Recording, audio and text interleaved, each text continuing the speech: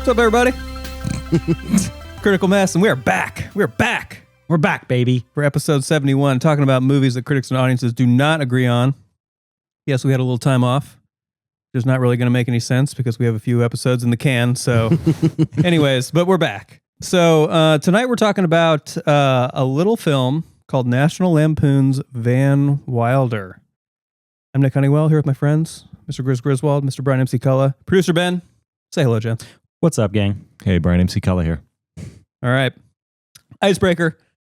All right, this one's all wide open. Icebreaker here. So we're talking about a comedy tonight, and comedies are a genre that sometimes doesn't age so well. Sort of kind of the time comedies tend to be, but sometimes not. And so I'd like to know, what's a comedy that's aged really well?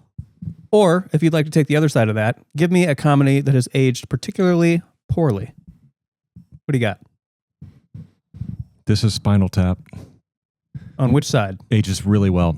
But I don't feel like that's the type of comedy we're talking about. So instead, my answer is going to be Clueless.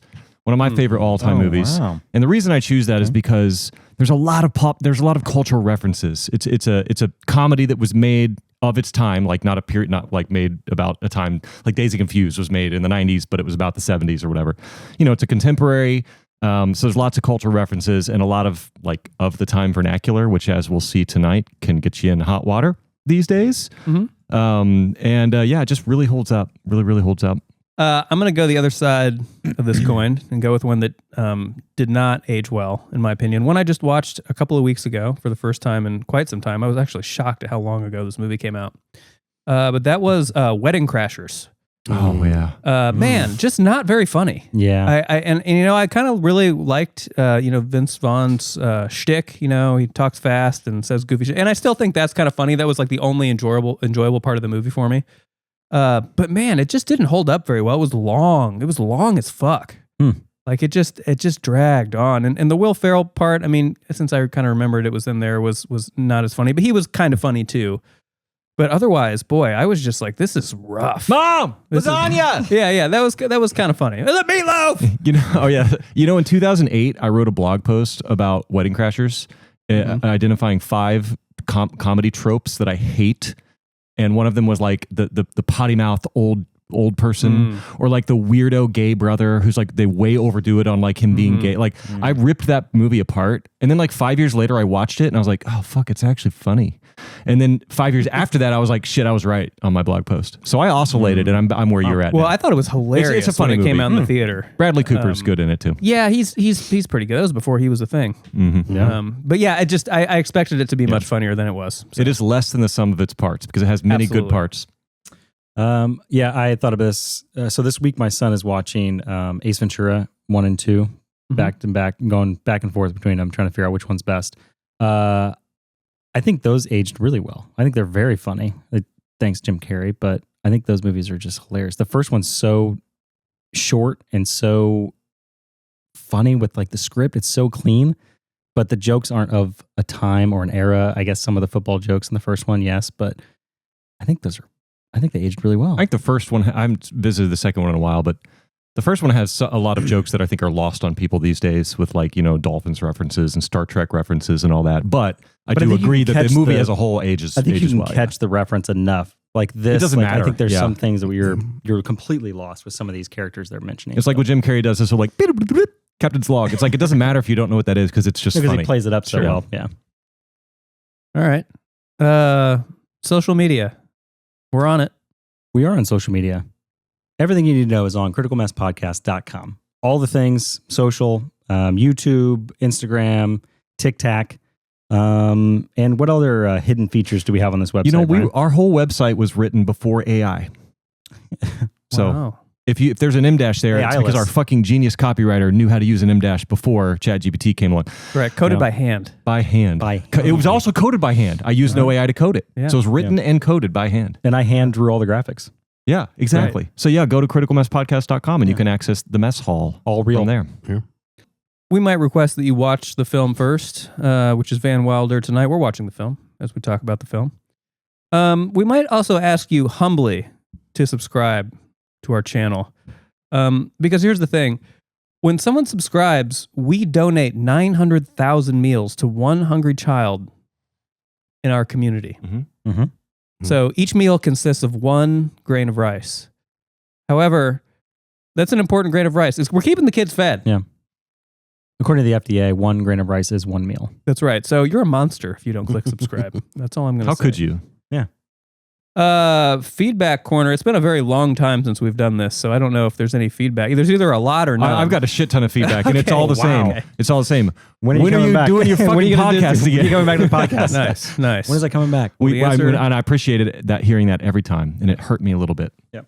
Well, the answer is right now, and we're back. That means Sock Game is back, and we've got some blue bombas tonight. Blue bombas. Yeah, Dang. I think they kind of match the shirts. We've been very deliberate about that. So I was kind of liking your shoe game more than the shoes are soccer. sick. Oh, thanks. Those are I can nice. Thank my lovely girlfriend for I that. didn't expect to see those. I just expected to see a pump, and there was no pump. No. I've the been hell's told going on? that it's time to move on. Tori, keep up the good work. Nice. Appreciate you, Tori. Sorry, Ben, you can bleep that if we don't want the first name on the. No, she'd be happy to get a Okay, shout out. We're gonna spoil Van Wilder, and tonight we're talking about Van Wilder, and it's a movie that came out in the year of our Lord 2002, and it's called. Do we just call it Van Wilder, or do we call it National Lampoon's Van Wilder? Just Van Wilder. Just Van Yeah. Wilder. Yes. I All forgot right. it was a national Lampoon. It's like Yeah, you call it vacation, you call it Christmas vacation, you call Exactly. it Vegas Good- vacation. Good call. All right, Van Wilder.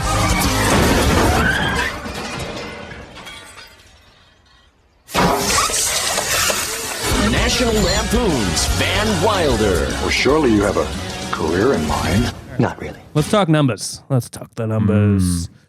I like having you guys guess on the numbers. Guess. Well, let's start with the budget. What do you guys think?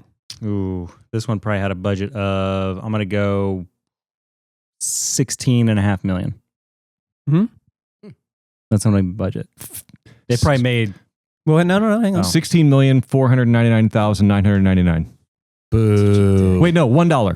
Bob. Yeah. That was the worst. $1. That was the worst bet. 16,500,000 Okay.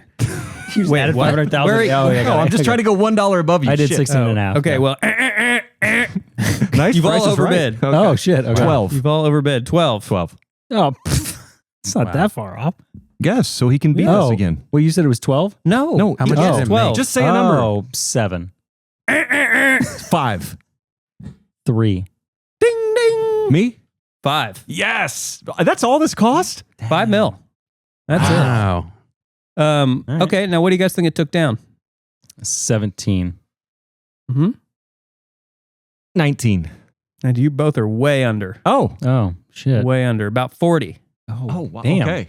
Wow. Yeah. I know it did like gangbusters on DVD and VHS sales. Do So, people talk about this movie these days? Like, has anyone seen this? Is it just people like us? If have? Ryan, So. if Ryan the Reynolds Messies are saying wasn't- yes. Yeah, if- Ryan Reynolds if- is such a big deal. Yeah, if Ryan I Reynolds think wasn't so. a big deal, I don't think they'd be talking. So about people it. are going back and exploring, even if they don't know what he's done. They like Ryan Reynolds and they go back I and mean, watch this was Waiting. his first vehicle, right? Was Waiting before this? But that wasn't really Ooh, his I don't vehicle, think though, was so. it? No, Waiting.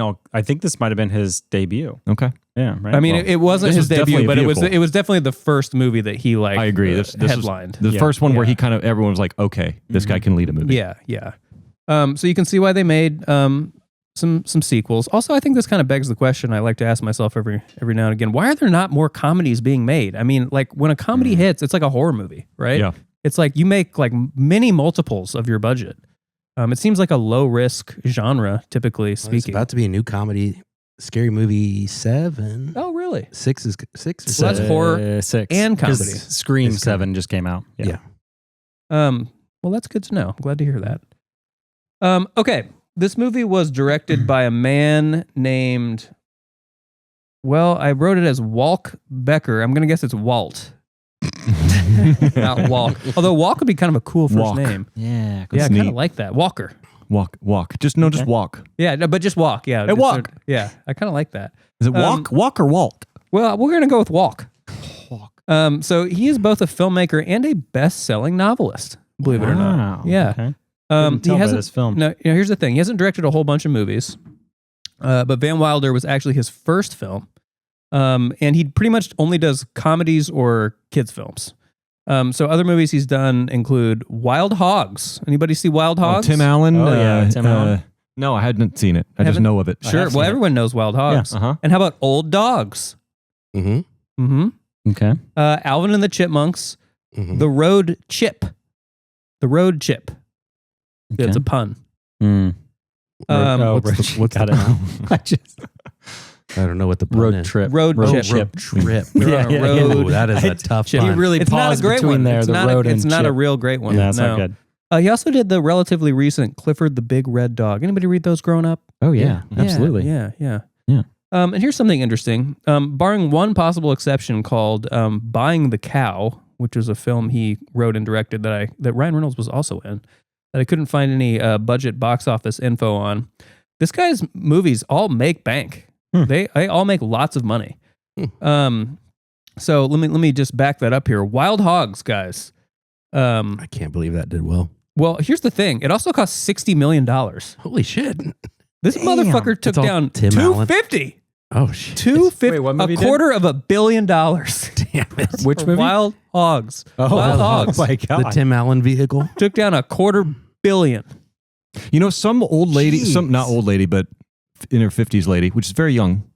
She came and aggressively bought the Wild Hogs DVD for me at a yard sale one time. I didn't even know believe why that I had totally. it. I just had it. And I didn't care about it. And she was like, "Oh my God, you have Wild Hogs?" Yeah. She was thrilled to get it for $1. I got to see this. So there's an That's audience out there for it.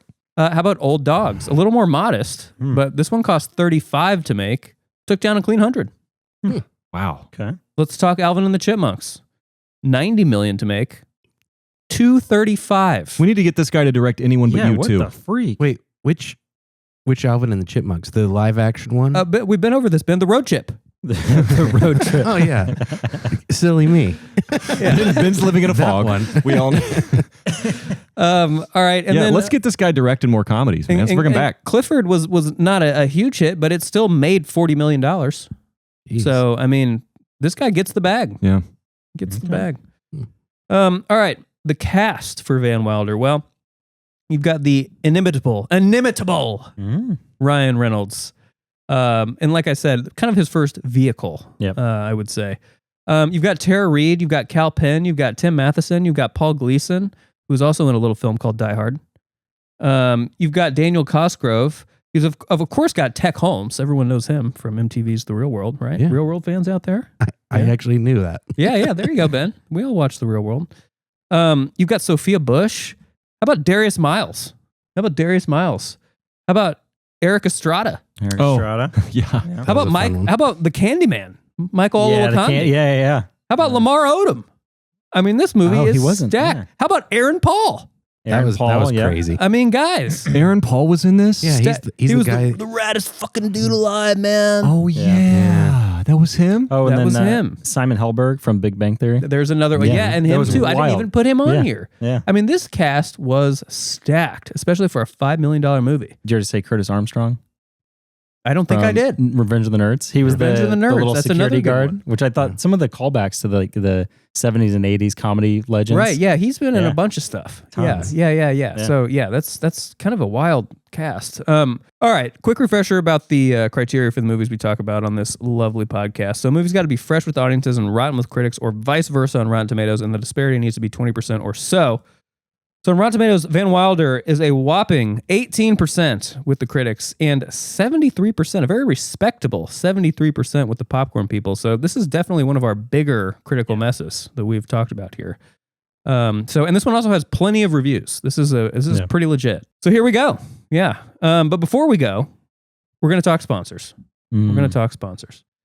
So, well, we're always sponsored by Onkyo. A lovely little company that makes they're kind of the Lexus of sound peripherals. They make receivers and speakers and experience real sound, I think they like to say. Yeah. we also- Heartbeat of entertainment. Heartbeat of entertainment. Yeah. We also will give you a hard eargasm. Oh, hard. I love that. Be sure to talk to your doctor about any eargasms lasting more than 3 hours. Or don't. or just keep it to yourself. Or just live your life. Yeah, just keep living there. We're also sponsored by Old Elk, blended straight bourbon whiskey. It's ambrosial as always. What are we drinking tonight? The cigar cut? I've been on a rye kick. On a rye kick. Lately. I'm on the rye. Okay. I think you've got cigar cut. I've got cigar there. cut. Mm-hmm. In our nice critical mass tumblers we have here. I know you can't see that on camera, Those are but really nice. I can. Really nice. Really nice. Really nice. Dang. And now on to our top sponsor, The Ambrosialist. It's a new show this fall on CBS. It's 9/8 Central, starring Zachary Quinto and Ted Danson, and of course Brian Cox. Get ready for this week's teaser. Man, I've been waiting for this 3 months. It's been so long, I can't even remember where the button is. Oh no! Well, I've been working on this for 3 months. 150 and you'll see the button. That will work. That will work. I love that. Yeah, boss. Let me get a couple of these. That's okay. Just work them all out. Yeah, Let's just go work through them all out. of them. Oh, Yeah, here it is. Here we go. This week on The Ambrosialist. The Ambrosialist is in love. The evening had started like any other. The Ambrosialist at his pub of choice, regaling the pubmen with epic yarns of days past while he indulges in bangers and mash. All the while charming the Cockney waitresses who never had a prayer in resisting his tacit invitations for co-educational coital nightcaps. But tonight there's something different in the air. From across the bar he sees her, the pub's candle-lit glow bouncing off her like a lost diamond catching the light of a pale gibbous moon. She's alone. Lost, perhaps? Her expression still, her countenance royal, distinguished, imperial, and her intoxicating expression utterly. It's coming. Just give it a couple seconds. Here it comes. I was wrong. It's so close. It's right there. Right there. Here it comes.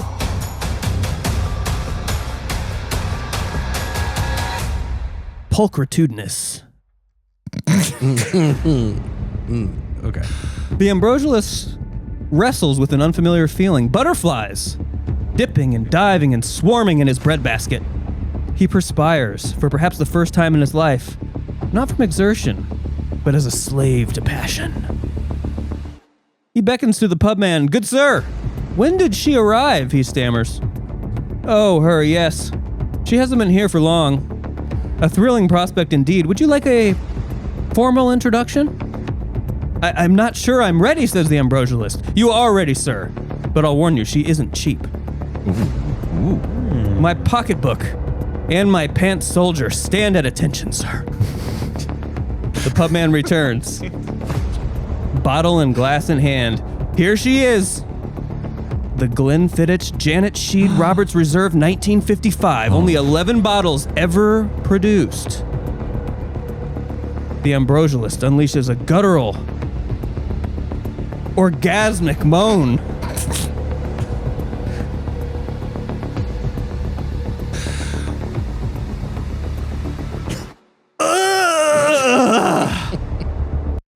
He climaxes and passes out. We're back, guys. We're back. Oh my God. Is there more? Wait, why'd the music cut No, off? that was it. That was it. Okay. That was perfect. I thought it was. No, that's just the first part of the read. Yeah. Just the first part. So the only thing that can make the Ambrosialist sweat is true love. That's right. I was holding up fingers for how many times you said a vocabulary word that I didn't know. I've got 3, so I'm gonna look okay. those up later. That's great. That's good. All right. Are you guys ready to rate this film? I don't know where we're going to be on this. I really don't. I do. I wrote down a score. Well, you know where you're going to be. Oh. But You want us to go first, and then we'll. I can go first. Yeah, go, Brian. Yeah, we'll go down the line. Go. Yeah. So I think this movie made up for its myriad of sins, and there were many, many sins in this movie. Sins just meaning stupid shit. With some memorable performances, a few standout performances. I think pretty good pacing. A nice lean runtime. I agree. And I think a decent story. It's superficial. It's been done before, but I still liked it. It's a good story. So I think it really could have been so much worse. Oh. 47. Wow. Thought I was going to give it a 17. I didn't. So, yeah. Okay. Worth it. Yeah. I would agree. There are some memorable Kal Penn. Is that his name? Taj. Yeah, Taj. I think he's joked about it since he's done this film now, 20 years later. But I think he was outrageously memorable. I think Ryan Reynolds is Ryan Reynolds in this. This is the beginning of everything for Deadpool. This is everything who he for is. his snarky personality, and that's what rode this movie from start to end. It's just his show, and that's what he did. For me, 45. Oh, hey. Very close. Okay, I know, nice. very close. 45 out of 100 on my end. You know what's hilarious? If you go back and watch like Smile, have you guys seen Smile? So I have Kal not Penn, he's like this really like serious like doctor guy, just like very straight ahead serious. And just thinking about his scenes in this as you're watching that, it's just like how did you do both parts? Anyway, what do you got, Nick? I want to hear Ben. First. Okay. Ooh, here we go. So my relationship with this movie, it came out my freshman year of college, and it was in the heat of like stealing movies like LimeWire and things like that. I think everyone on our hall had this movie. This was like one of the first downloads. Everyone, because at Purdue they have T1 internet, and so of course it was like T1. Yeah, it was Damn. fast, and we could download things fast, and so we would download full movies. Yeah. And this was one of them. And I think we watched this maybe 100 times once we found a good rip. And I revisited this movie for the first time in like maybe 15 years, 20 years. And it was rough. It's not as funny as I thought it was going to be, as I remember it being. Just because I know all the jokes so much that it just was, I was like, oh, this is the part where they do the dog thing. But I'm gonna say 53.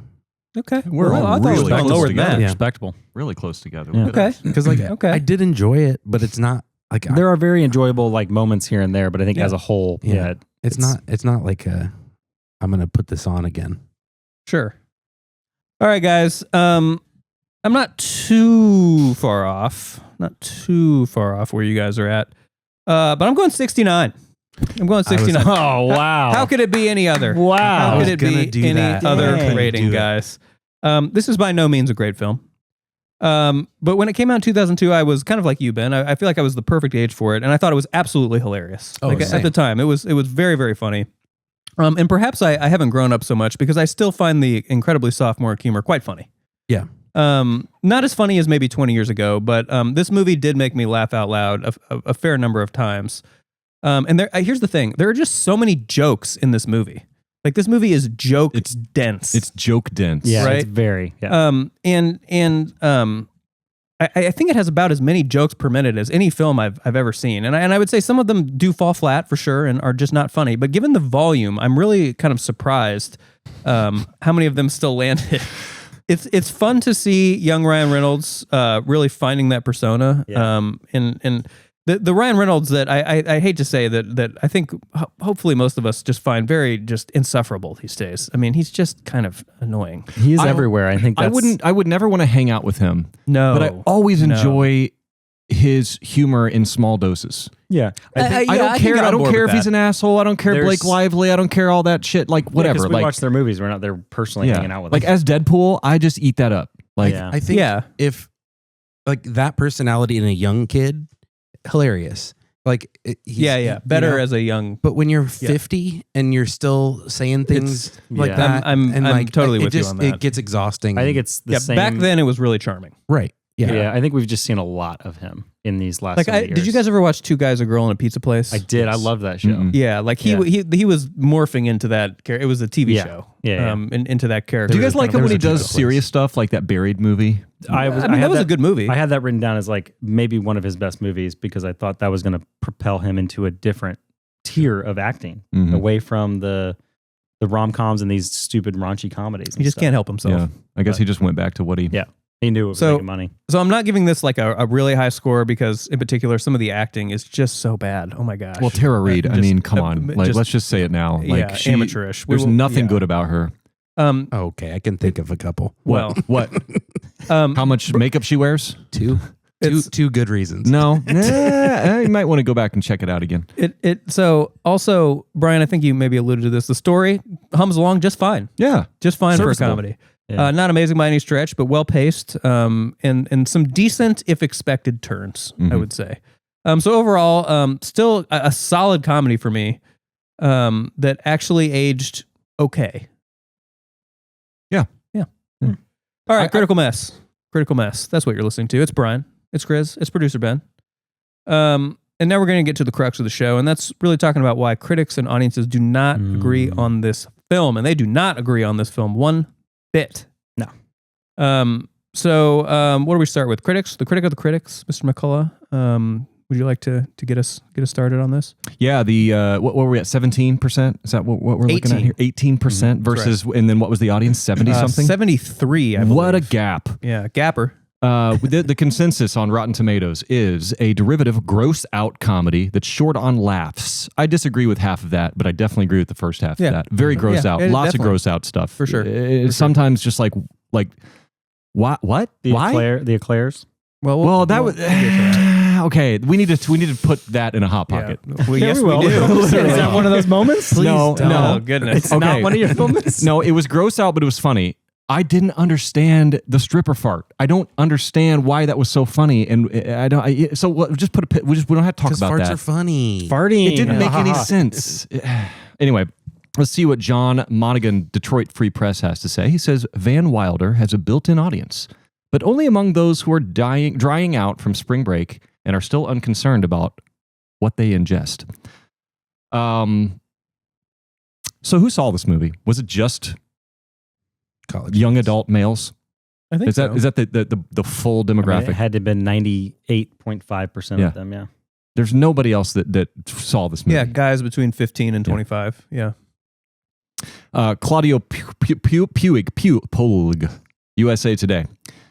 The movie ends with outtakes in which most of the characters forget their lines and just utter, which is better than most of the writing in the movie. That's actually just not true. How bad was the writing? Did they Was it even not watch bad? the outtakes? Because Yeah. that's actually not what happened at all. Yeah, it isn't. That's a terrible review. Mhm. Yeah, I don't think. Yeah, the writing was bad. I Get think better review. Yeah. You could tell a lot of it was just it was written as a loose story, and then they improvised a lot of it. I think there was some improv going on. Yeah. But also, it did feel like skits, just one skit to the next. They went from one scene to Yeah. the next scene, but it made sense because they're on a college campus and they're doing all these tchotchke things within this realm, so Yeah. it made sense. Yeah, I mean, I thought the writing was fine. I mean, there was nothing in it that where I was like, ooh, yeah. I mean, Tara Reid's delivery of every single word was hot garbage. But I'll stop. and picking also, up, I'll stop picking kudos on her. for the outtakes. Yeah, we love an outtake. We love a Critical blooper Mass reel. loves an outtake. Always. On A a lost comedy- on a art. comedy too. I missed Yeah, it. lost art. Don't you love when you see the credits start rolling and they're like way on the right or the left? You're like, yes, Yes. we're about to Dang get it. it. We're about I to get missed an it. insert. Totally. I scrolled through and I didn't see anything. Oh, man. You didn't want to wait for the Tubi ad just to watch the bloopers. Oh, I respect God. that. How about Richard Roper? We got Ebert and Roper on this. So it's almost as good as a Siskel and an Ebert, but we'll take an Ebert and a Roper. We will. Richard Roper. Tara Reid plays a college journalist, but she looks like a 6-time winner of the Miss Hawaiian Tropic pageant. So I don't know what she's doing in here. My question, how bad was Tara Reid? You've already heard my thoughts. That review is terrible. I know. What a weird review. That's a strange just thing to comment say. on her looks. That's Yeah. crazy. That is crazy. I mean, to be Nothing about fair, the movie? that's for whatever reason, that's the snippet that Rotten Tomatoes took of his review. That I don't review know. didn't That's age true. well. No, it didn't. Yeah. But let's talk about Tara Reid for a second. Okay. You guys fans of Tara Reid at all? Don't let me bully you. Yes. You can say yes. Yeah. I liked her in American Pie, and I was trying to think what other movie. Yeah, she's Do you like famous her, for American Pie, like, right? what do you like about her? Pussycat Dolls. Do you like her looks or her acting? I think just she trapped looks you. like a good hang. Like Okay. I do. I No, agree that's with fair. that. She That's sounds fair. like I she agree must be too. Fun. I agree with that. Should be fun. I mean, she's not the best actor. She's not in the even in the top 10 in this movie, but like she at least looks like a good hang. She is passable. I think that's about as good as I can Ooh. of a compliment If I as I say can that. give her. I think their acting was egregious. I don't Yeah. recall worse acting. I think it's full about stop. as bad. I know it's almost like they just took the first take, and Yeah, that was just first but take you know every they time. didn't. Yeah. You know they We got it. did the best they got. We got it, First of all, Tara. they knew they weren't getting anything beyond that, Yeah. and also they knew that nobody was watching this movie for her acting. No. So That's unfortunately an indictment against the movie, but at least it makes sense. By the way, we just saw the Getaway pinball machine. No, that's the hot pot. Never take that back. Yeah, we didn't see that just now. No, we didn't see that. We're watching it in the background. We're watching the movie. We'll talk about Roger Ebert then, since we did Roper, not Siskel. Roger Ebert. What did Roger Ebert think? Laughter for me was such a physical impossibility during National Lampoon's Van Wilder that had I not been pledged to sit through the... I don't know why I started talking like I was on Game of Thrones. Had I not been pledged to sit through the film, I would have lifted myself up by my bootstraps and fled. It sounds like a 1-star review. I didn't write down what his review was. Yeah. He hated it. Yeah. Does that surprise anybody? No. Ebert hated this. How about Lou Lemonick, New York Post, our That's a penultimate. cool name. It is, isn't it? Mm. Notice how I didn't stumble on it at all. Claudio Pluilg, get your name together like Lou Lemonick. This is the sort of low-grade dreck that usually goes straight to video with a lousy script, inept direction, pathetic acting, poorly dubbed dialogue, and murky cinematography, complete with visible boom mics. Anybody see a boom mic? I did not. I believe There it, was though. some bad production shooting in this. I feel like you could just say that about this movie and everyone would believe it. I didn't notice any of I them. didn't either. Yeah, there's a lot of that. I noticed a lot of cuts. I don't know if you've noticed this, but there were a lot of cuts where you would see someone act their part, like a motion or whatever, drinking or putting on glasses, and then they would cut to the next person, and that person in the background's doing that same thing again. So you watch them twice. The continuity is not, it's really not bad. good. What about inept direction? Do we feel like this was inept direction? No. I think it was It was ept fun, especially direction. for the first film this guy ever did. Yeah. I mean, I thought it was fine. Kudos for the director for getting some of these actors to do some of the things they did on screen Totally. in this movie. You think he explained everything? Or That he was man just like, hey, do commanded this? that man commanded his actors. By the way, did you read your lines today? Yeah. Are you gonna do them? Sure. All right. It's great directing. I don't know how he got him to. What about like pathetic acting? Like we talked about Tara Reid, but like was there other pathetic acting? I don't. Tech was rough. Wait, who's that? Guys, did no one watch The Real World? I did. I promise. Yeah, Ben did, but you guys just weren't watching MTV in the early aughts, were you? No. Nope. He's Back when it was music? remember at the Back when it was culture. auditions, the other guy that was sitting next to Ryan Reynolds.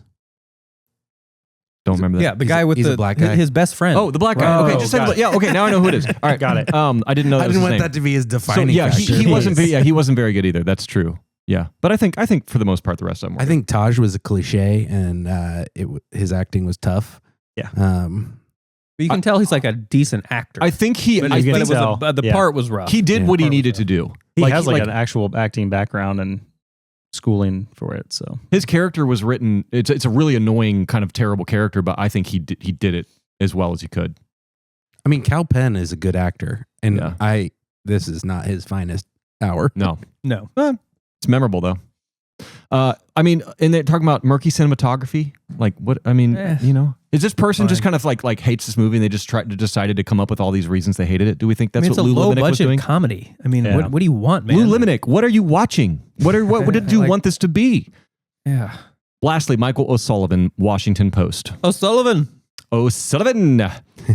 I would read his review in an Irish accent, but it's just one word, and I don't know how to say it with an Irish accent, let alone an American one. Execrable. Hang on. EXECRABLE. Execrable? Execrable. I couldn't process all those letters. That's what he says. Michael O'Sullivan, he just had what did you mean by execrable? EX what? EXECRABLE. And my note there was, I don't know what that word means, but I completely agree with how it sounds. Extremely bad or unpleasant. Okay. Michael O'Sullivan, hats off to you, laddie. Yeah, critics hated it. We don't really need to get too deep into this. I think we kind of covered the bases there. So let's hear some audience.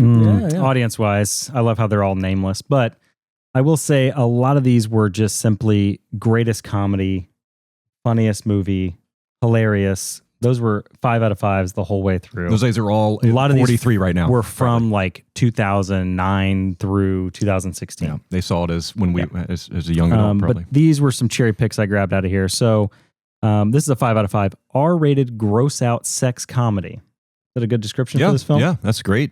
And I would definitely, based on that review, I would watch it. Yeah. See, okay. Great. Another one, 5 out of 5. One of the greatest cult comedies of the 2000s. Write that down. Great callback. Yeah. But Yeah. also It's up there. greatest Yeah, comedies of the 2000s. I mean, I would put it up there, like as far as like cult classic comedies. One of the greatest cult classic comedies of the 2000s. And one of these reviews that I had, I think I texted you guys, but I didn't write it down. But it talked about how this was it talked about this would never be a cult classic, and it was written in the same year the movie came out. Oh yeah, you did. And I think that is insane. Insane to write down. Karma got him. So another 5 out of 5. Hilarious, especially for its time. That's a 5 out of 5 by Trey G. Oh, we got a name, Trey G. Especially for its time. What do we think about that? But absolutely brilliant for its time. Brilliant for its time, right? So I can get behind that review. Captain Dave T on this one. I like this one already. 5 out of 5. It's Ryan Reynolds and National Lampoon, a cult classic. You either love it or you hate it. In the first 5 minutes, you don't grab your attention or humor, find it disturbing, stop. Wait, what? Let me read this again.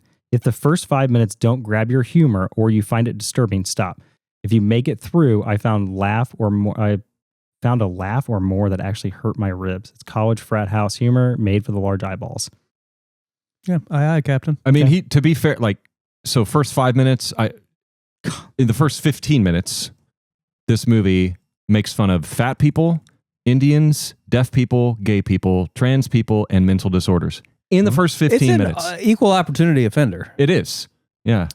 But I would say, I guess he's right. If you can stomach that, go for it. Yeah. Keep going, buddy. We'll have to look at some of these comedies from that era. This is a 3 out of 5, so I have a couple like lower starred ones just to round it out. 3 out of 5. I fell asleep right in the middle and woke up later, so what I've seen so far is good. Very honest. And if he fell asleep right in the middle, it means he missed the grossest scene in the movie. So I guess maybe that's probably good for him. That's great.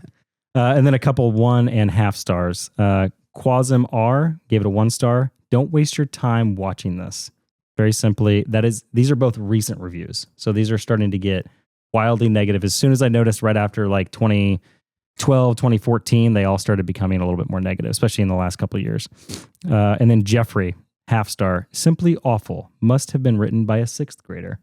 Oh, Joffrey. Joffrey. Must have been written by a 6th grader. I mean, yeah. Yeah, I mean, the humor is very, mentality. hey, I'm going to try to get this to teens and college kids. It was also just I just briefly want to comment on this. Like just the brand of humor that flew at that time was a different. It was much more, this is the only word that's coming to me, is much more sort of mean-spirited. But I don't think that's necessarily like a bad that was what we did back then. Yeah, it's just kind of if the intent is, it's all about intent. Millennials right? were mean-spirited. These Gen Z, they're all nice to each other. Yeah, we were mean to each other. This is not inclusive humor. Yeah, you know what I mean. Like I remember watching shows like watching The Soup. Anybody watch The Soup back in the day?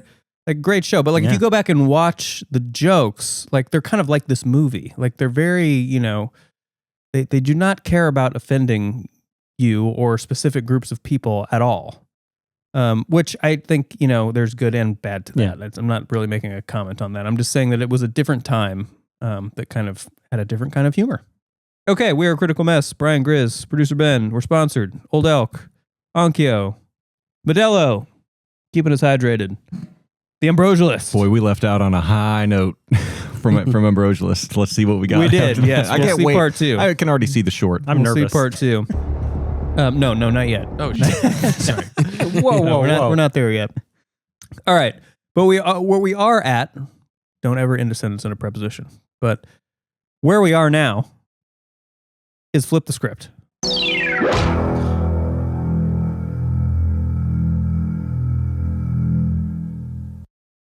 Wow. It got a little bit longer. What respect.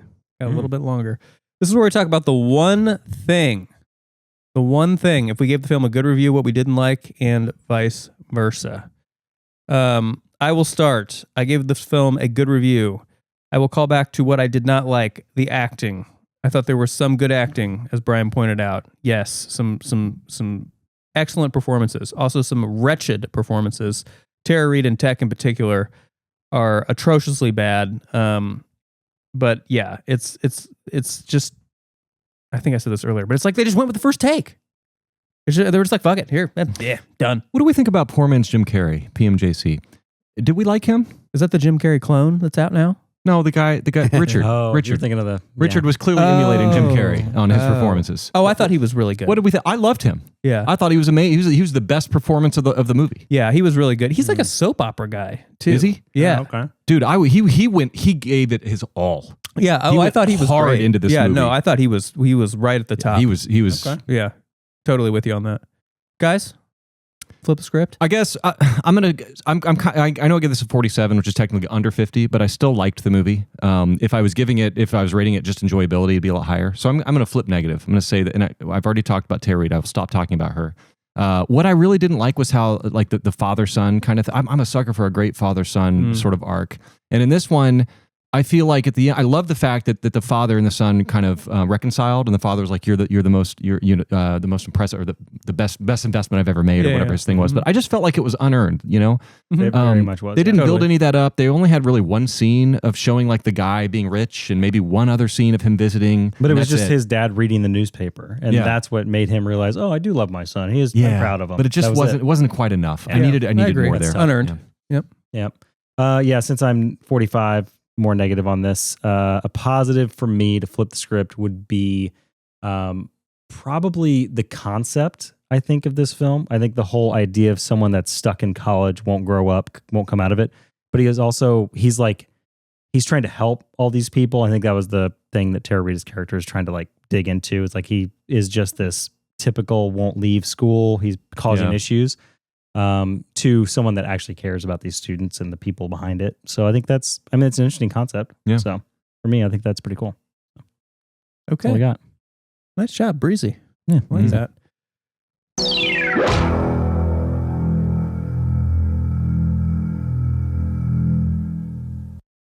Okay, now on to our newest segment. A brief segment. It's called Marquee Mess. Yippee-ki-yay, motherfucker. That's a segment where we rename the film.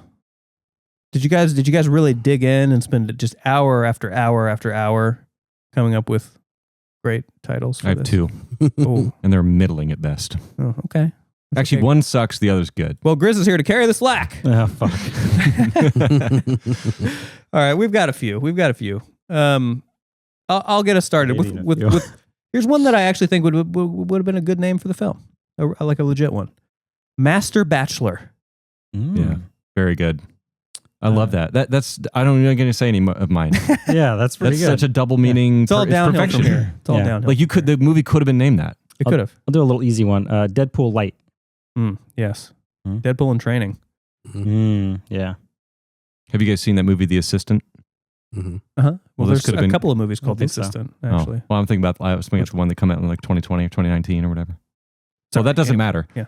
Oh, was that a joke and I missed it? No. Okay. There's literally multiple films because remember they're Sure, on our sure. list. There's multiple The Assistants that fit the critical mass Oh, criteria. I know we have one on there. We got I think multiple. there's 2. Ooh, we should do a double header on that one. There you go. Well, this could have been called The Assistant. And actually, that could be referring to Taj, or it could be referring to PMJC's girl. Yeah, I like that. What was her name? The girl who would just, Wanted to Oh. please him. just wanted to please him. She was always happy to be the I don't remember. assistant. Debbie or something. Yeah. Anyway, That's weird. it could refer to both of them. Next. How about Magna Cum Louder? Man, that's the kind of stuff I was trying to come up with. Damn it. Oh my God. That's why I get the big bucks, guys. Yeah. The Legend of Bagging Ladies. Think of that one. Oh, because Legend of Baggard Pants. Bag of ants. I was gonna wasn't the Richard's name is Dick Bag. Yeah. Oh, you didn't even know that. I didn't even know that. Way to make his better, Nick. Yeah, no problem. See if you can improve. That's why he gets paid the big bucks. That's right. I'm here to help. Let's see if you can improve my last one here. Oh shit. Yeah, let's have him do the rest. Yeah, give it the touch here. Ready? Naked parts, trash can sharts, and stripper farts. I can't help that one. That one's I good. didn't. I did. That was nice. It's not bad. I Though. told you one was good, the other sucked. Not bad. Not bad. Nice. Okay. All right, I've got a few more. They're not great. But I got here a we few go. more. Yeah. Taj Mahal, fluid exchange student. Just keep them coming, man. Mm-hmm. Cream-filled Coolidge. Mm-hmm. Yes, we'll get to that. I've also got Dick Bag's Downfall. Yeah. Wow. Dang. From Dick Bag. Maximum charm, minimum effort. Mm-hmm. Yes. This is also the name of my new rap album, Booty Science. That has to be already a name of a rap album. I hope it Booty is. Science? I hope it is. I mean, Ben will make that one. Definitely, maybe not graduating. Mm-hmm. Mm-hmm. Good. Mhm. Good. That's all I got. I should not Google Bring it this. home. No, well, these last three aren't great, but here we go. This is you guys remember the Bravo show? How about Vander Likes to Pump? Good job. Yeah, That works. That good. works. That's really good. How about Vander Dick Pump? Oh, yeah. Well, There's but also- it was Taj's. It was No, Ta- so yeah. it would have been a stretch. But I But I like where your head's like at. where you're going. Yeah, I like that. This is the one submission I took from ChatGPT. Oh, forgot to use chat. I could have had 10 of them. But it sucks at No, this. Though. everything's it really does suck purebred at this. Yeah, I wanted it to be better at this, but yeah, this was okay. Read between the lines. That's awful. Oh, okay. Yeah, Tara not Reid. great. Boo, yeah, ChatGPT. That's why I just I was noodling on like a Tara my eyes out read whatever, but it didn't make sense Tara. because That wasn't bad. Well, but it didn't make sense because I That's wanted okay. to tear my eyes out because she sucks at acting. But then Ben would have probably been like, "But she's hot." And I Oh, would have been like, "Well, that's not what I meant." So I nixed it. we would have taken okay. that. Yeah. My last one is Van Bam, thank you, ma'am. Okay. And I we're like done. it.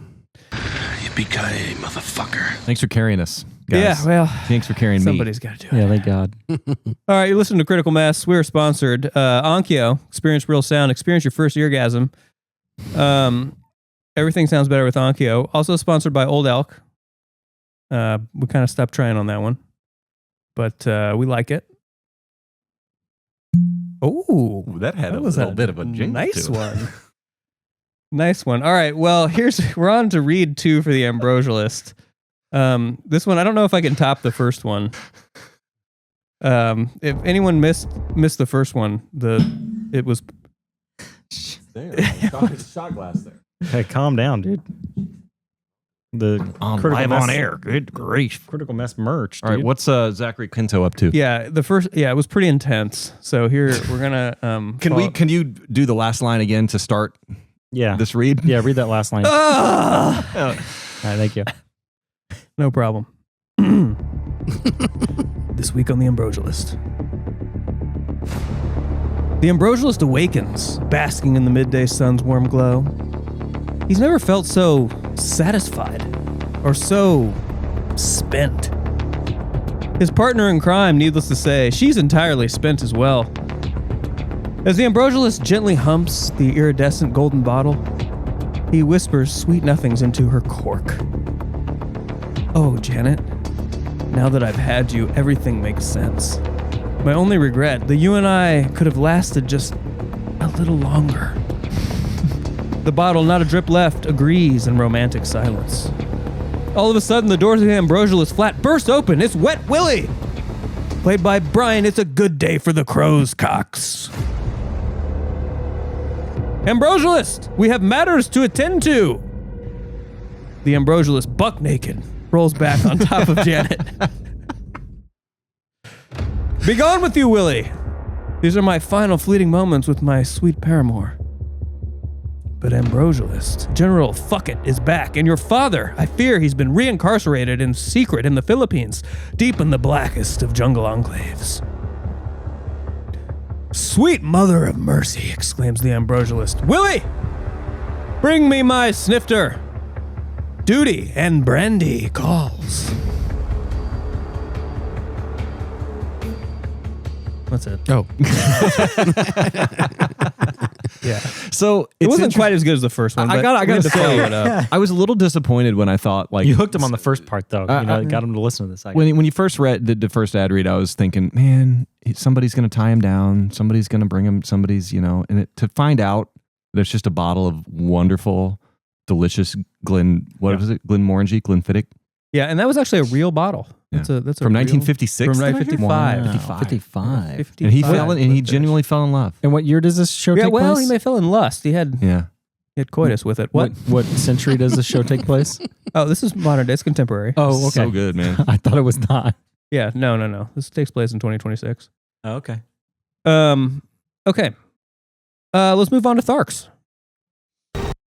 Oh wait, No, that's good. That's perfect. No, we have. It's a we different have a sound new one. effect. It's Yeah. a different sound effect. Oh, that's No. right. That's right. The other one. Wait, That's fine. leave all this in. Hey, I mean, future editor, you nailed it on the cut first this. one. Oh wait, I remember now. Yeah.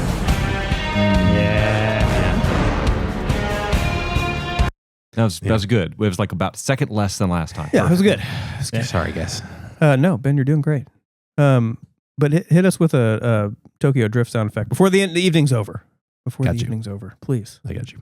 That's really what gets us the ratings. I And a feel do you like. lock it if you don't mind. I mean, I Oh could- yeah, I- if we could get both of yeah. those, just Just at just some pepper point, those in just throughout Hot Pocket, between a hot please. pocket. Yeah. just liberally. Mm-hmm. Okay, Tharks, it's where we very, very quickly talk about themes and arcs.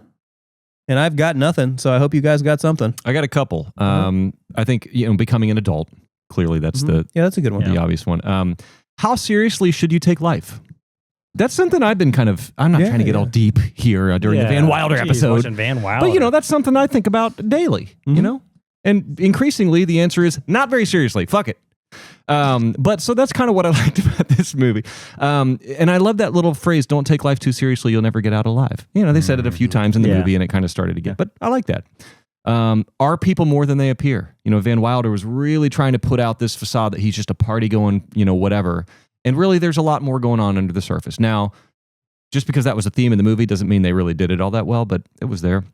And then inclusion. I like that he was very inclusive of all people, sick, ethnicities, whatever it is. He was very. And it's inclusive. interesting the balance there, right? Because this movie does go after certain groups, rather viciously, but then it also is very inclusive at the same time. Yeah. It balances out. And kind of if you go back to the original thing I said about that movie is it had a myriad of sins, but they were made up for by a lot of things. And I think that's a clear example. I mean, it's sitting here, this movie could never get made today because of all the slurs and all the stuff in it. Not slurs necessarily, but just themes in it. But then you've got Ryan Reynolds or Van Wilder as this, yin yang. So it's good. That's all I have. Those are great. I won't even say any. Cool. Hit the button. Great.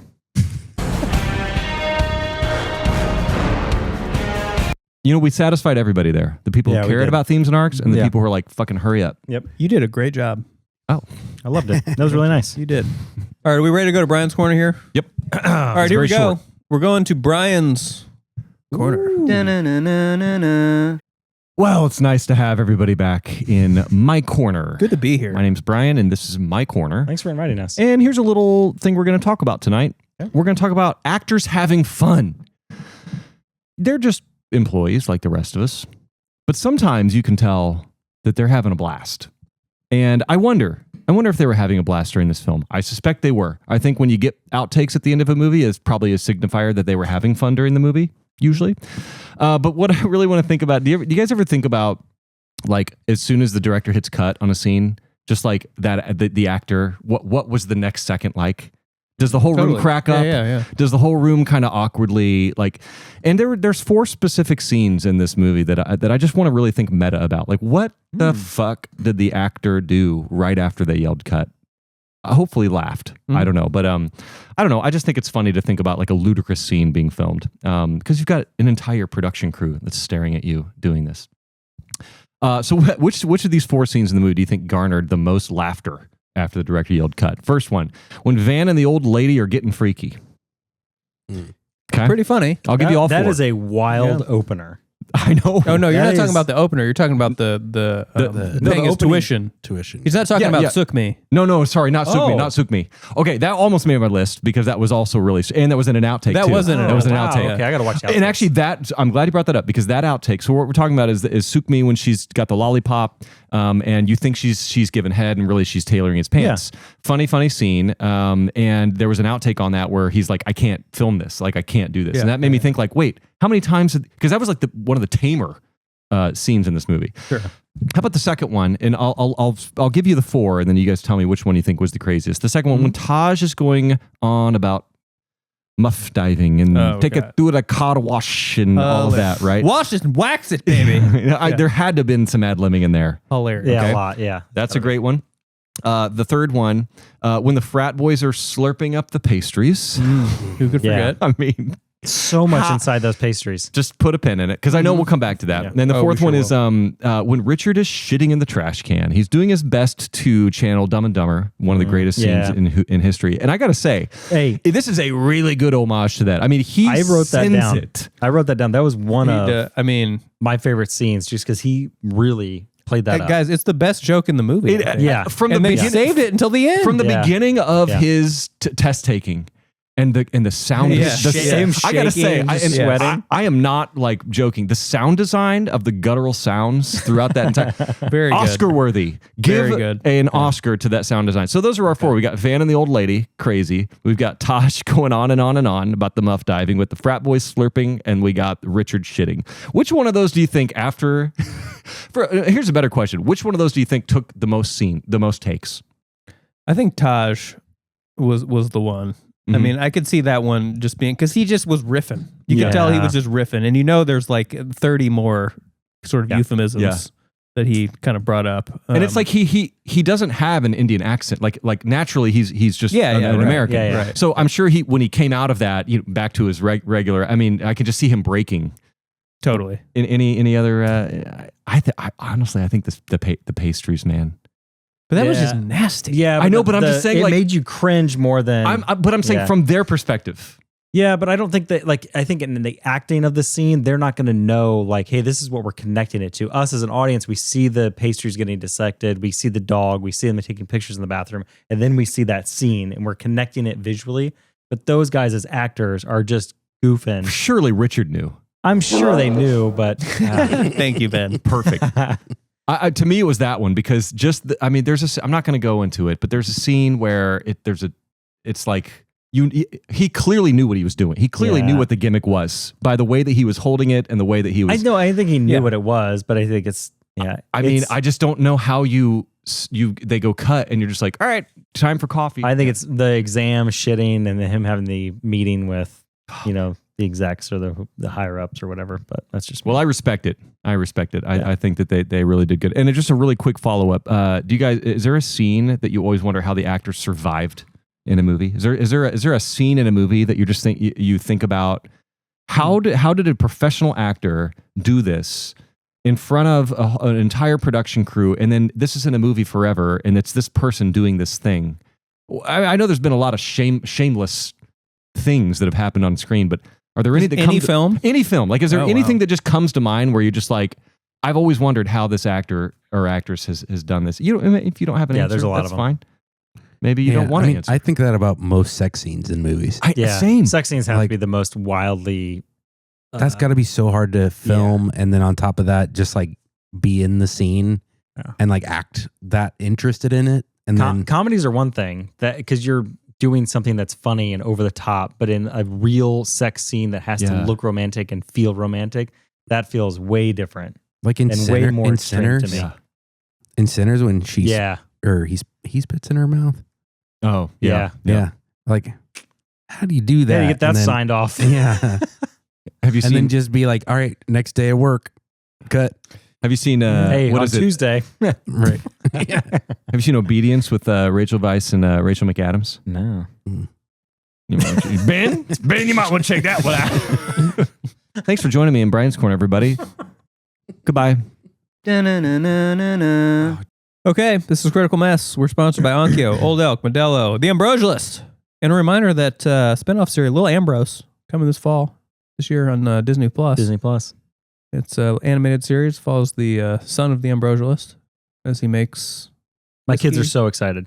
Yeah, I mean, it's about a child alcoholic. Mm-hmm. So it's a lot of lessons to be learned in that A lot of lessons to be learned. Yeah, I've only seen the trailer. Especially how does an 8-year-old make whiskey? Well, tune in and you'll find out.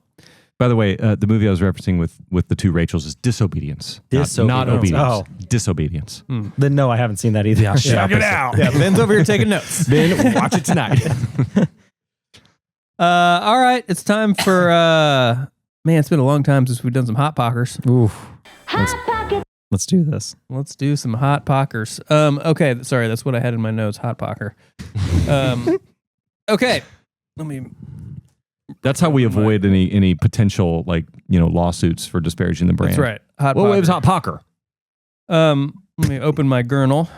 So we talked a little bit about Sook Me, right? Oh gosh. Oh, sorry. We need a Hot Pocket for this. Yeah. What are you doing? Pulled up. Here Hot we go. Pocket generator. Generating. We have our own custom Hot Pocket generator. It was all queued up. It was all ready to go. I hope and it here still we're works. It going. might be kind of dusty and cobwebby no, it works. from It 3 works. months. Okay, good. We're good. starting with Nice about breakfast. code. Yeah, true. We got biscuits and gravy with a fresh dill, and a croissant, double dusted Good with sea Lord. salt by a capital A intern.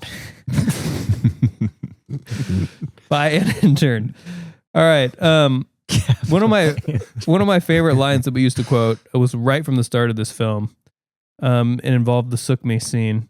And let's just talk about two super quotable lines from the very start of this film. One I don't think gets quoted very much though is "You're a pro. You hear me? Pro." Eyes up here. I always thought that was a good one. Yeah. I used to love calling people pros. And also, we may have touched on this one, but write that down. Mm-hmm. I think that, and the way Van's dad also says write that down. It's just a nice. I'm on the fence with that. Oh, you didn't I think like it's that? a little overused in the Okay. movie, and I think it's a little. It's like if your thing was great, should you have to say write that down after? But I also kind of liked it. It was I think it's fine. funny. I don't know when what I think. Every time somebody said that, they like looked and they thought they were like, okay, that was pretty good. Like they were I reviewing guess what you're they right. said. It's like a device to make you review what was just Yeah. said. Okay, Yeah. I'm on board. I think like that's cool. it. I like it. I liked it. All right, guys. Let's go for another breakfast: a meat lover's hash with crispy fried shallots in a flaky puff pastry crust seasoned with garlic onion. I don't know if I'd want it for breakfast. I feel like that might be dangerous to be around others. Oh, if you're For working the from rest home, of the day. you know, If you're that's a working good from home, breakfast. it's a great breakfast. Yeah, it's that garlic onion that really gets you. Let's talk music. Let's talk music in this film. Did we like it? Did we not like it? I have to say, I mean, I will start out by saying I think it's kind of a great soundtrack. I mean, especially, if you like that kind of like pop, sort of pop punk, pop rock. My only critique is that it was all very similar. It was all very Lot similar of similar genres. stuff. Two All American Reject songs. There's All American. Yeah. I mean, let's just talk about what's on this. We've got a couple of Jimmy Eat World tracks. Or Jimmy Eat World. That's what Was it it Is that what you meant? Gorillaz? Yeah, that's Did what we I hear a meant. Gorillaz Yeah. song on this? I don't know. I think the Gorillaz was after this. You've got some Sum 41. How could you Oh not? yeah, I had a Sum 41 album. Yep. Nerd. Some NERD. Mm. Okay, that's a little Right. different. How about American Hi-Fi? Anybody remember them? Oh yeah. Oh, No. Yeah. How about Sprung Monkey? Sprung You Monkey. remember yeah, Sprung Monkey? Yep. Yeah, you've got The Living End. Did anyone remember The Living End? I had one of their CDs. I was really big into X-Fest Oh, way yeah, back in the yeah, days, yeah. Oh, and so totally. those are kind of X-Fest adjacent bands. Or Yeah. Warped Tour. Or Warped Tour kind of, picked up the torch from that. It's just kind of a lot of high energy sort of pop. A lot of guitars, a lot of, kind A lot of new distorted metal, guitars. almost new metal, but more pop, yeah. Yeah. Anyways, I kind of enjoyed the sound. And you know what song I thought for sure was on the soundtrack, and I was waiting for it to pop up? Was that Lit? Remember Lit? Oh, yeah. That one. Do you know what's Yes. the better song? Wait, what's the one, You Make Me Completely Miserable? Miserable. Mhm. Miserable. Is that what's called? By who?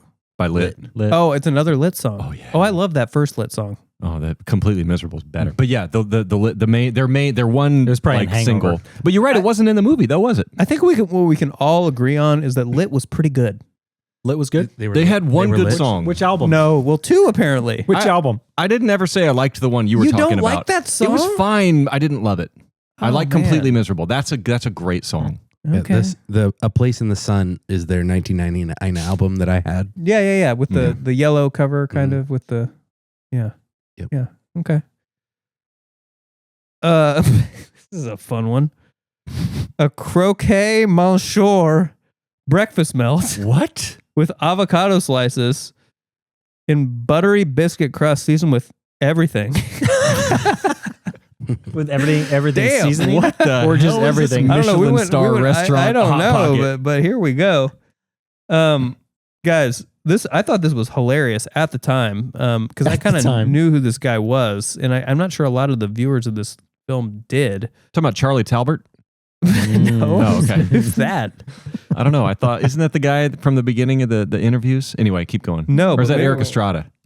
Eric Okay. Estrada. Yeah, That's yeah. what I was Estrada. from Chips. Yeah. You guys Oh, used to watch Chips back in the day? No. No, No one watched Chips. Eric Estrada. No one No. watched Chips, but I literally had written down here the funny when I laughed the hardest was when he was disappointed that they weren't going to accept him. Yeah, that was great. And then when he tries to win him over, and I he's know you like he had justice like his those, yeah, he's those like, two scenes, I was like, I'm in, man. He is hilarious. Yeah, Eric Estrada absolutely killed that. Mhm. Absolutely killed that.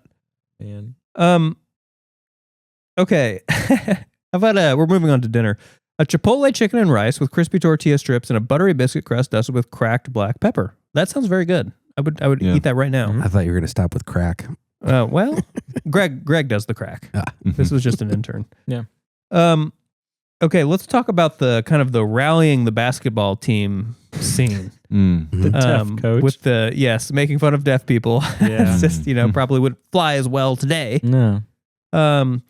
But first of all, just the note about all the professional basketball players they got somehow. Darius Miles and Michael Olowokandi and Lamar Odom. I mean, interesting. Is this before they were famous in 2002? No, they were kind of. No, they were famous. big back then. Yeah, Yeah. they Back were. then, that was, you would have known who those Yeah. players were. for sure. And actually, I think Darius Miles was actually kind of the biggest deal out of all those guys back then, and he actually probably ended up being the worst Out of all of them. out of all of them. But when Darius Miles goes, those freak hoes from Mount Holyoke. yeah. Calling out the other schools. Yeah, we would bring that up from time to time. We need to bring back freak hoes. Freak hoes, yes, that's a fun expression. Didn't really have any questions for you guys on that one. More of just a statement. Good statement. Okay, we've got a 4-cheese pizza with sliced jalapenos and a flaky puff pastry crust seasoned with buttery herbs. Okay, backwards hats.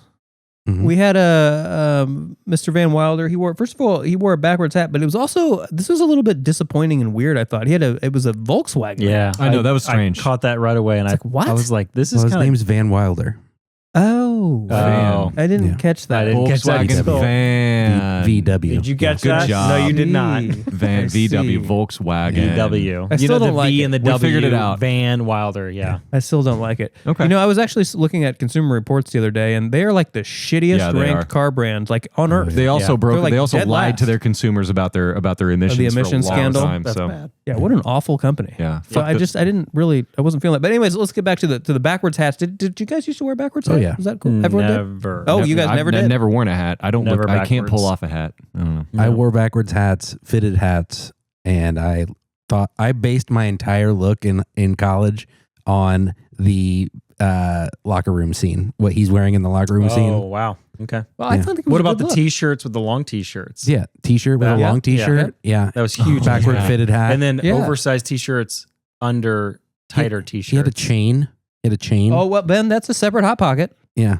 How about the long sleeve T-shirt under the short sleeve? That's what. T-shirt? That's Yeah. what you were. Oh, yeah, that's what you're yeah, saying. Yeah. Okay, that's I what thought we're it was just talking about. T-shirt. I literally wore that. I wore a long sleeve under a short sleeve Yeah. like 3 days ago. Yeah. I think it's kind of maybe coming back. coming It's back. coming back. But that was I've definitely also a- got baggy jeans on. Yeah, that's true. Yeah. I'm back, baby. My, Ben is back from his 3-month My hibernation. 12-year-old son just saw a picture of me from, I think, 1996. And he goes, that's kind of my style now. And the clothes that I was Nice. wearing. I was like, Yeah, Jinko jeans, chain wallets. yeah. Big baggy shorts, giant T-shirts. I had no style as a teenager, so How about a ham and cheese with crispy tortilla strips and a buttery biscuit crust dusted with garlic onion? Yes. Sure. Brian, we got here, bud. We got here. Pinball alert. At the skate rink. You already called out what it was, but tell us about it. there were 2 pinball machines. Oh, there was 2? Uh-huh. I didn't see the second one. Only The 2? First one was the Getaway. That's And- the one and I saw. It's a great machine. I played it. Mhm. It's I think it's High Speed is the name of the machine. The first one, and then the Getaway. Mhm. There's like 2. There's like a sequel. I don't remember which one's first. But then there was a second one, and I thought they had blacked out the top of it, but it looked like an Elvira. It looked like a Oh, I didn't see like this. it was like an Elvira, but like it was blacked out on the top. So I wondered if they had to like black out the brand for some Probably reason. masked it because it Yeah. says Bally's or something right up top. That is a Bally game. Yeah. Yeah, it's just it was clearly it was from the neck down. It was Elvira. I don't know why I would know that. But it like covered up where her head would be and where like the name of the machine was. So I paused it on that and I was looking at the side art and I'm sure I could have figured it out if I spent a long time on it. But ChatGPT. I bet set dressing was like, you can't put the name Elvira Yeah, stand on there. here. that was probably it. I'm sure that's that what was it probably was. it. Yeah. Yep. Yeah, and they were just too lazy to move the Yeah. game. But the Getaway, great machine, classic owner was like, 90s "You're not pinball touching machine. it." Great game. Yeah, Great great game. flow in that game. Yeah, very good flow. Yeah, Yeah. both the high speed games. Yeah. How about, didn't we already have a Chipotle chicken and rice? What are the chances? Chipotle something. I must have missed it. Well, this one has crispy onion straws. So. That's definitely not wasn't the last one. Yeah, Flaky puff pretty good. pastry crust. Seasoned with a habanero spice, and everyone knows who does habanero spice. Oh, over there. Enrique. Enrique. Yes, sir. Fuego. How about you can tell a lot about someone by the underwear they wear? I'd say true. Yeah. And I want to know. I want to know what kind of underwear do you guys wear? I was, you know what? Wow. I was hoping this would come up. All right. Well, let us know. Because I actually thought about that. I was like, we should have an underwear conversation. Brian's Then I a was like, jockey's nah. guy, isn't he? I'm starting to get into those. Boxer trunks. I'm kind of a boxer trunks. Yeah. Kind of a hybrid. I'm I a can hybrid tell. guy. That's I where can I'm tell. at too. I can totally tell. Ben too? Yeah. Yeah. I'd get ex officio ones though. The boxer brief is too much. It's too big. Ex officio ones are. Wait, I'm sorry. What's a boxer trunk? It's like a tighter boxer brief. Okay. It's like a so shorter it's- boxer it's brief. in between. It's like You got me these. it's like like a mix between like your classic like whitey tighty and like boxers, you know, or boxer briefs. It's like a shortened boxer brief. So it's I don't a know what the boxer- fuck it is. I just No, I want to know these things. So it's a boxer brief with a shorter leg? I think so. a little bit. Yeah. Right, Ben? Yep. Yeah, that's what I got on right now. Yeah. All that. Yeah. So there's And like I look like all those models. Yeah, so they're boxer all, briefs. All your cheek is covered. Oh, your just, cheek's covered. Just barely though. No, mine are Everything- longer. Mine are longer. Everything's because So then covered. you just have boxer briefs. Yeah, boxer briefs are what I'm into. Boxer briefs a little long for me sometimes. Oh, okay. Well, then I'm on boxer briefs. I don't want Yeah. nothing riding up. You know. I like a trunk. Okay.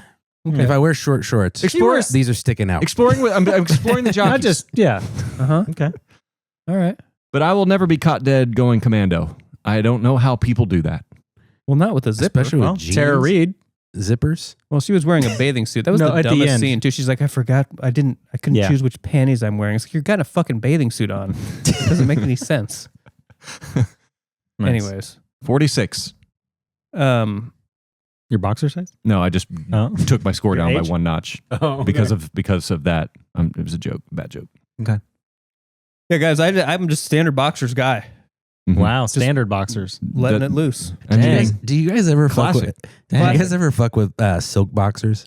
Yeah, we No. talked I mean- about this already on a different Did we? podcast. Yes, we did. Yeah, no. Yes, and we all agreed, or you and I at least agreed, that yes, we tried it for 2 weeks, Yeah. and that it was an awful experience Yeah, it was for a variety of reasons. Slip sliding away, They're right? sliding all over the place. They're riding up. I know Ben too They're- well to know that he would not like silk. No, I'm boxers. intrigued. I'd like to try this. I did. No, I switched to a silk pillowcase, and it's been No, one of the it's best not- changes no, I've no, ever no, made. This is not the same. And it's not the same? It's Pillowcase not the is a same. different Why is it not the thing. same? Don't Why do is it. it silk pillowcase silk on this cheek different than a silk on the other cheek?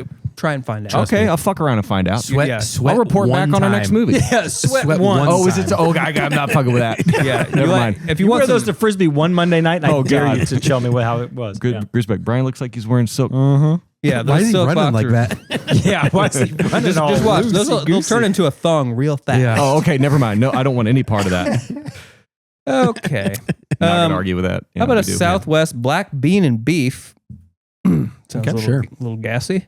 With spicy pickle chips and a fried waffle crust. Damn. Wow, really going. Seasoned with Italian herbs. That feels like a gastrointestinal We're just- delight. Taking a trip through Europe. Woo. All right. Sometimes if you just say something and it sounds like you know what you're talking about, it comes off as funny. Okay, so I just kind of wanted to point this out. So Van has a lot, I think he has a lot of not only just good advice that he gives, Mm-hmm. but a lot of just good perspective on life in general. And I'm going to list off some things. Yeah. Some of them we've already touched on, some we haven't. Don't take life too seriously. Yeah. Yeah. Okay. You'll never get out alive. You'll Yeah. never get all. Yeah. Yeah. How about relationship quality? That's something he's also very concerned about. Helping others. Mm-hmm. How about motivating others? Mm-hmm. How about giving people a chance who wouldn't otherwise get one? Mm. Okay. How about being industrious? Okay. How about pushing back against oppressive authority? How about staying in shape? Yeah. How about philanthropy? How about staying in the moment? He says to Tara Reid once, you're getting too caught up in the future. I'm enjoying this moment right now. At the hockey rink. Very sort of Buddhist. This is great. All great advice. I think it's all so Van. I think my only point is Van was a rather sagacious person. And I got 4 vocabulary words. I think he may be one of the best, like most morally altruistic leads in a comedy. I mean, especially considering the movie. Yeah. One of the first scenes in the movie, he goes up and he's like the only guy up on the roof trying to help this guy who's about to commit and jump off the ledge. Yeah. Now that didn't end well, but he was the one up there doing He was it and the one helping. up there, right? And he cared about others. He ended it well. And that I feel like it redeems so much of the film in terms of all the we've talked about sort of negativity. And I think you're right. I think if he wasn't as caring and good of a person as he was, I think the movie just would have just left a bad taste in your mouth. Yeah, Yeah. Like, So he's just like this great guy at the end. I knew it. I was trying to be genuine on We're that, almost Ben. there, Ben. We're so close. We're so close. How about a meat lover's pizza with fresh basil and a croissant crust with buttery herbs? Sure, sounds good. How about this line? Is this from this? Here's my question: is this from this film? Did this film come up with this line? Because this is almost like a classic line I've heard multiple other places, and I have a suspicion that it may have come from somewhere else, but I don't know for sure. If he's here, who's running hell? That's kind of a great line. Is that from this? I mean, he says it when he's at the party with all the rich with the pre-med the parents and stuff, right? Yes. Okay. Yes. If he's here, who's running hell? Yeah, because it's when Richard and Tara go off to There's no way get it's the the wine or first whatever. It can't be It the can't be first the time, first but it was time. delivered like it was the first time. I mean, in Ace Ventura, he goes, "Hello, or yes, Satan." So it's similar. It's So, similar. No, I feel like that was in what was that movie with Keanu Reeves and Al Pacino? Devil's Advocate. Yeah, I feel like that could have been in that No, movie I know. for some I've seen reason. that movie 100,000 Yeah, times. maybe It's not. not in that movie, but it probably is in another movie. Uh-huh. All right, let's go with the steak vagina. Crispy onion straws and a pretzel crust dusted with ranch by Greg. Ben, Mhm. we're going to talk about dog jerking. Mhm. So you're up. Oh, what? The dog getting jerked off by those guys. why is In Ben the up? eclairs. Because he's the one that wanted to talk about it. He brought Yeah. it Oh up. yeah, okay, yeah. So I just wanted tell to us all talk about about, it, yeah. It was brought up a few you times texted by me you I all don't week know. about this, and you were Yeah. excited about the scene. Oh yeah, totally. It's intense. It's there's wild. there's so many reasons why it could have failed, and somehow they got it in the movie. They worked it in.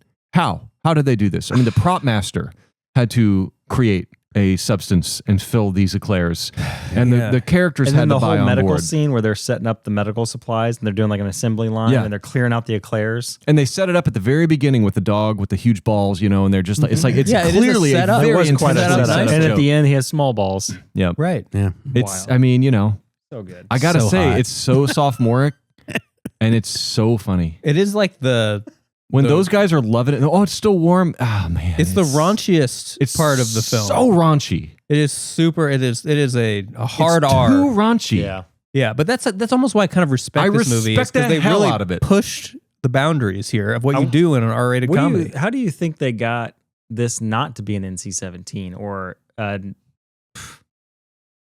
where do you think they fought? Like they were like, oh, we won't say a single swear word. I don't if we know can what do it- I all don't know this what it crazy takes. shit. If it was, because they really- I hate don't to say recall this, swear words. You really should cut this probably, but if Oh, now I want to hear it. because the fact that it was a dog as Yeah. compared to maybe a human, True. I think if it was a I human, feel like if that's that's NC-17. then you're in NC-17 territory. You figured it out. Oh my God. No, he's Yeah. right.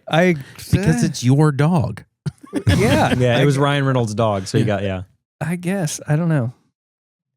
And all right. they really took care of the dog. I don't know why I'm decided to talk more about this Oh, scene. they love that But dog. they really took care of the dog. They really treated the dog with respect. They had the pinups and everything. Oh, yeah. The dog had a good life. What was it Oh, called? totally. What were the magazines called? Bitches Something Delight about or bitch or something? something. Yeah, Yeah. something Yeah. something with bitches. Anyway, now we can move That on. should have been a ham and cheese, but this is a ham and cheese with crumbled bacon and a pretzel crust with hot honey. And we know also supervises the hot Love honey. hot honey. Okay, and Ben, now this is another one for you. Okay. We're going to talk wallet chains. Hmm. I know you had one. Now that one I know a lot about. Yeah, now, yeah, now yeah, Ben, you do. when was the era of the wallet chain for you? Whew, I would say from 1998 to 2002. Oh, you went pretty deep. Wow. Yeah. You were in high school with a wallet chain. Oh, yeah. Oh, I tried it for boy. like a few I weeks. had I think. Jinko jeans. Nice. I had What kind of chain? That was it like an actual chain, or was it kind of the ball Yeah. thing? no, it was an actual chain. Okay, like a thick link. Yeah, thick link. Yeah. Uh-huh. Did it go down like real low? Yeah, how low was your loop? Was it beyond, pretty low. past to my knee? To the knee. Oh, Okay, you were yeah. a knee loop. Yeah. You were a knee loop. Yeah. Yeah, Did you get a Spencer? Did you get it at Spencer Mall at the I Spencer think store? at so. the mall? Yeah, probably. Yeah. Were you a skater? No, but I wanted to be. I was Yeah. a poser. Oh, you're a poser. Yeah. Sure. Poser. Sure. Because all of my friends were skaters. Uh-huh. Okay. Did you have a skateboard? Yeah. Oh, well, then you were a skater. Yeah, of course. I couldn't ollie. Well, I didn't I even have a I could get skateboard. around on a skateboard. I think you Hey, gave that yourself works. not enough I couldn't credit. Hey. ollie. I couldn't do a kickflip. Skating's a thing. Well, kickflips are very difficult. Yeah, That was- but like all my friends could. Well, They were- you had they some were cool like- friends then. They were doing 50-50s. They were doing Yeah. nose grinds. They were doing all kinds of stuff. Damn. Yeah. Well, Did you hacky sack? No, I didn't. Okay, I know that's a little bit different. Did you guys have hacky wallet sack? chains? I still No. got a hack Never. hanging around. Brian, I'm surprised. They could have put you on like a 6th grade wallet chain. I hate to say it, but so I was blessed to be tall in high school, and so I played basketball, and so I made fun of the people who had wallet chains, and I hate myself to this day for it. Oh, so I you were- bullied you were people. pretty I was cool. a fucking Yeah, he was jock the cool idiot. kid. Man, Man. Now look at him now. look at me now. I had a wallet chain, and my wallet had an 8-ball on it.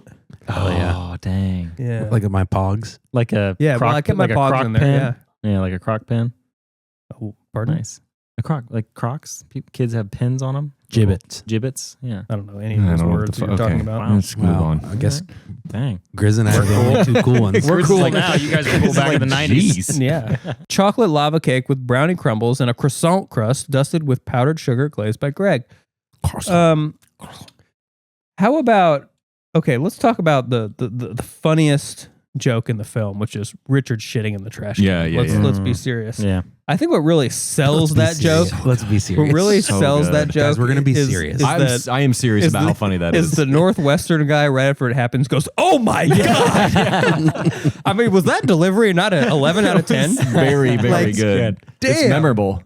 Damn, and the way Richard's face like sort of trembles and his like his Yeah. carotid artery just kind of comes Dude, out. they film that scene from so many angles. Like first it's a wide shot, then it's a medium, then it's it's a top down close up, and he had to keep delivering. Yeah, over this- and over and over again. This From this the school performance. classroom through the hallway and the meeting there to that little Yeah. boardroom. Yeah. And not taking away from the GOAT Jeff Daniels, who does it better than anyone has ever done it. I mean, But- that's the OG. Richard did him proud.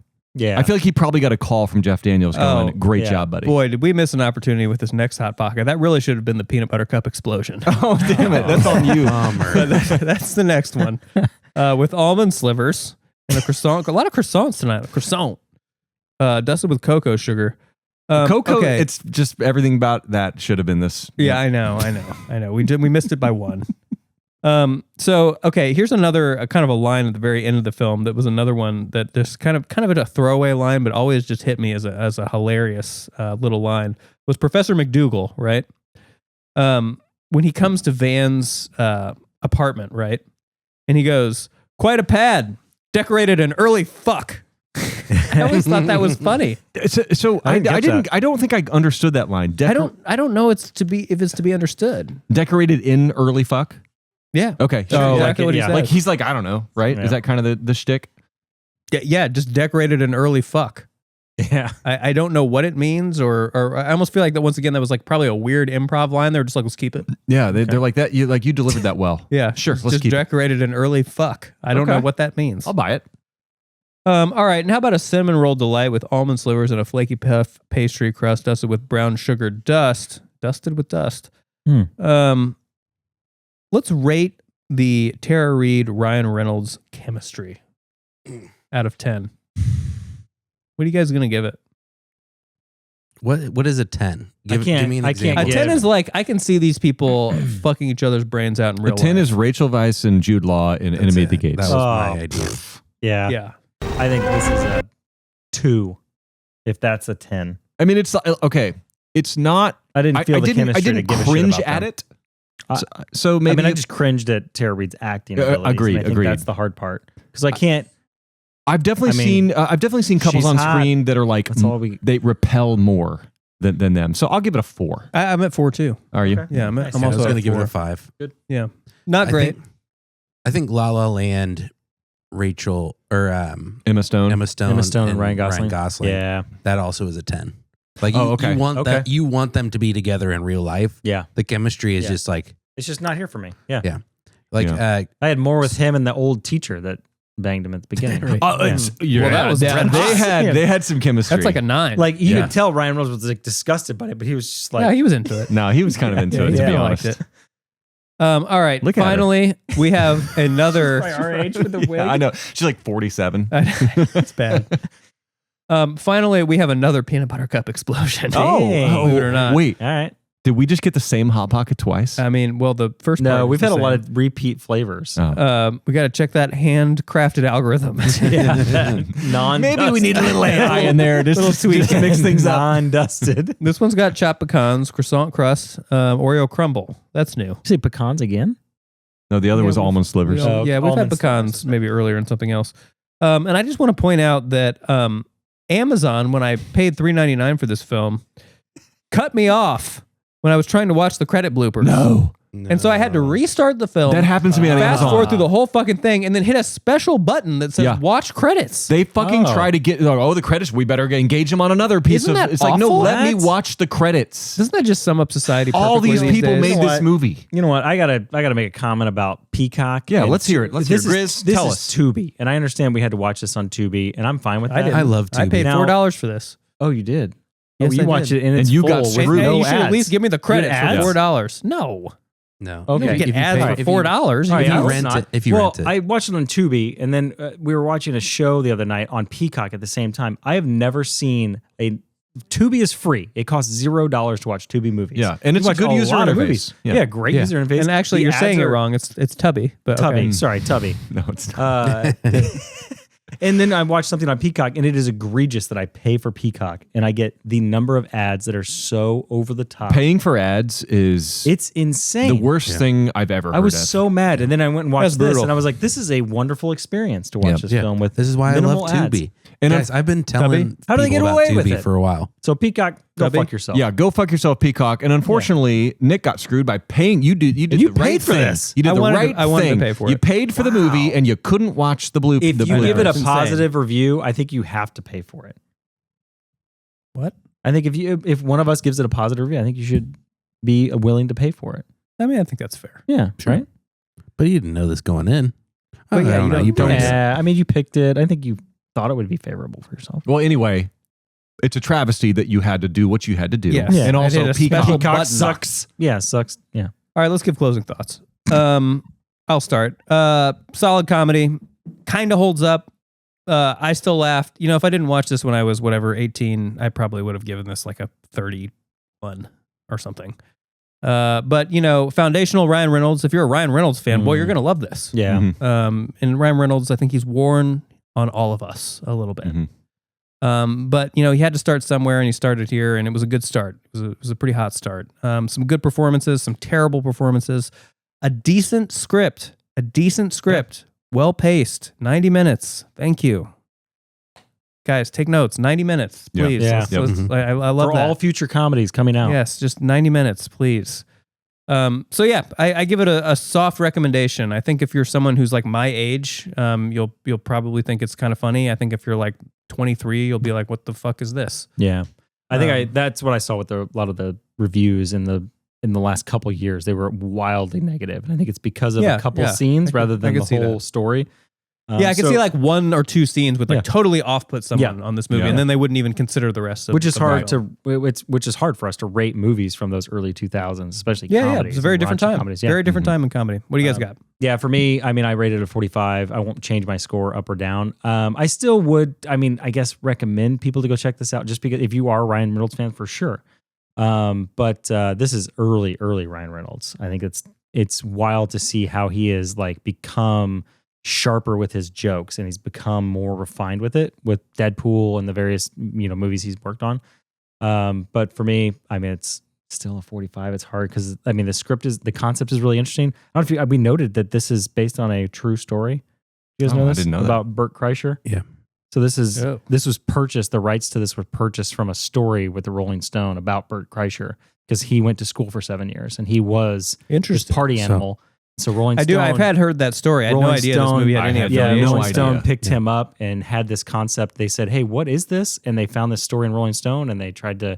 Someone bought the rights from Stones and found out that it was connected to Bert Kreischer originally, and then I watched, got zero credit an for interview with him about Yeah. it. Apparently, he the person that was developing the story left Oliver Stone's company and then took it to a National Lampoon and then just made the movie. Yeah. Interesting. And so he got nothing this is the for same it. Bert He got Kreischer, the comedian that was in the machine and stuff? Yes. Yeah. Okay.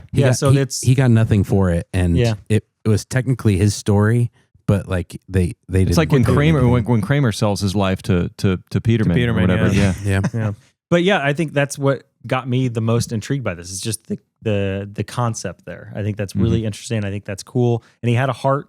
I just didn't care a whole lot about it. So if a movie has heart and it has something that I can like get behind, it just wasn't enough for me. I didn't think much of it, but yeah. I mean, I'll say, this movie has so many things that off-put you, and so many. It's like a rose, there's it's a movie of thorns. You try to touch it, and it's just like it puts you off. But if you can get past that, if you like this kind of a movie, there's a lot more there than you think there is. So if you can get past all the toilet humor, the potty humor, the stupid stuff, the stuff that hasn't aged well, there's more there than you think there's going to be. So yeah, it's a decent watch. All right. Well, Critical Mess is on the Tic Tac. We're on Instagram. We're at criticalmesspodcast.com. criticalmesspodcast.com. You'll find it all there. And we're on Threads. Yeah, boss. And hey, by the way, we we're on YouTube. You might be watching us there. YouTube. But that's an important one. We also, we've got some. I mean, I'd like to say we've got some funny shorts. So check our shorts out. If you're like, well, I'm not spending 2 hours on these quacks. Spend 1 minute on us. Yeah. 4 or 5 times. And subscribe. Watch our shorts. Subscribe. We did all the work to find the funny pieces. And gave them to you. Well, we had AI do it, but sure. Yeah. We didn't. I did it. Yeah. No, Brian did it. All right. We're gonna do another podcast. We are. I hope. It's been a while, but we're gonna keep doing it again. It's gonna be number 72. Wow. Number 72. It is Brian's choice. So what the hell are we gonna watch? It's my choice, and I've been in the mood to watch a good romantic comedy. Me too. And it's just been a while. Dumb and Dumber. And I have 2. And I'm going to let the Messies decide which one we haven't do. done this before. Whoa. If you were not aware, the Messies. So the three of us have a vote?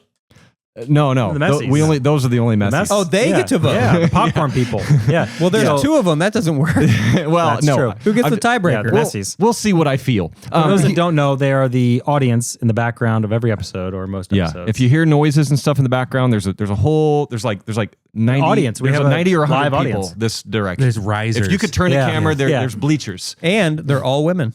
They're all women. Yeah, live audience. Unless Crazy. whenever Rick's here, they're not all women. Well, yeah. But anyway, no. It's 2 movies from the early aughts. We're going to stay in the same time period, 2002, 2003. Here's the 2 movies I'd like to do, and I just want to gauge interest on the couch. The first one is How to Lose a Guy in 10 Days. And the second one, Sweet Home Alabama. I like both those movies.